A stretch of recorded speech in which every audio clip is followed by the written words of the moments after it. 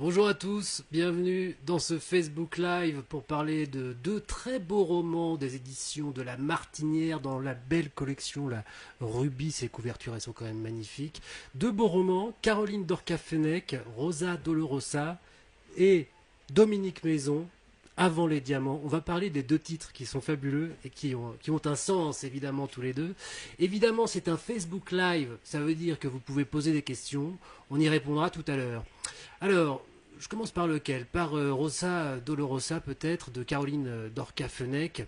C'est un très très beau roman, ça commence, c'est très joyeux. On rigole bien, on est dans le vieux Nice, et on est avec Rosa et son fils Lino qui tiennent tous les deux, enfin c'est plutôt son restaurant à elle, mais Lino lui file un coup de main, et ils tiennent tous les deux un restaurant qui s'appelle le Petit Soleil, et qu'ils vont bientôt vendre pour investir dans un hôtel, alors pas un palace, mais un petit hôtel très très joli, qui sera joli parce que pour l'instant c'est un peu une ruine, et justement ils essayent d'avoir un financement pour essayer de réaliser leurs rêves, et donc gérer cet hôtel. Il se trouve que, bon, je vous gâche rien, hein, c'est dans les trois quatre premières pages, il se trouve qu'ils obtiennent ce financement incroyable.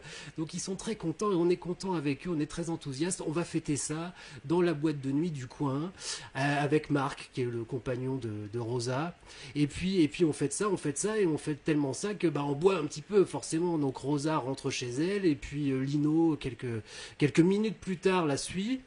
Il est pas bien, Lino, hein, il est pas bien, il a trop bu, là, il est sur son lit, ça va pas. Et bon, bref, c'est pas grave, il a fêté ça, c'est normal. Donc le lendemain, on reprend le cours des choses, il faut quand même s'occuper encore du restaurant, il n'est pas encore vendu, l'hôtel, les travaux n'ont pas commencé et tout, on a le temps, mais on est content, la journée commence bien. Et puis, pendant le service de midi, Rosa voit dans l'immeuble d'en face, qui est son immeuble, enfin là où est son appartement, elle voit qu'il y a un escadron de policiers comme ça, et ça a l'air un peu grave, et qui rentre dans son immeuble. Alors elle les suit, bien sûr, et elle avait une bonne intuition, parce qu'il monte à son palier, chez elle, il frappe à sa porte, il frappe, il tambourine, vous le connaissez, vraiment, ils veulent rentrer, il y a quelque chose qui se passe de grave, et donc elle leur dit que c'est chez elle qu'elle peut leur ouvrir, et en fait, ils viennent arrêter Lino. Pourquoi? Parce qu'il est accusé de meurtre. Et voilà, je vous dis rien pour l'instant, on va en reparler tout de suite.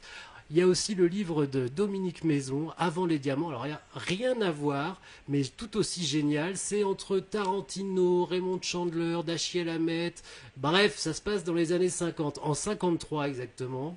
On est avec Larkin Moffat au départ, un producteur, mais de série B, de gros western qui tâche. D'ailleurs, là, il arrive au début du roman sur le lieu de tournage. Il faut qu'il réveille le vieil acteur qui doit faire le cow-boy dans le film et qui va pas bien du tout non plus décidément parce que bah voilà, parce qu'il a passé la nuit à picoler et l'équipe de tournage savait pas quoi faire, sa caravane était fermée, lui il la défonce et il le remet sur pied et en avant pour le tournage, il a pas que ça à faire et surtout il a de l'argent à gagner parce que sa petite boîte de production est au bord de la faillite, ça va pas trop non plus et il va rencontrer, pareil on en parlera tout à l'heure, mais il va rencontrer quelqu'un qui va lui proposer peut-être la chance de sa vie, c'est-à-dire produire des films, mais pas mais avec pour de l'argent évidemment, mais pas pour n'importe comment et pour n'importe qui.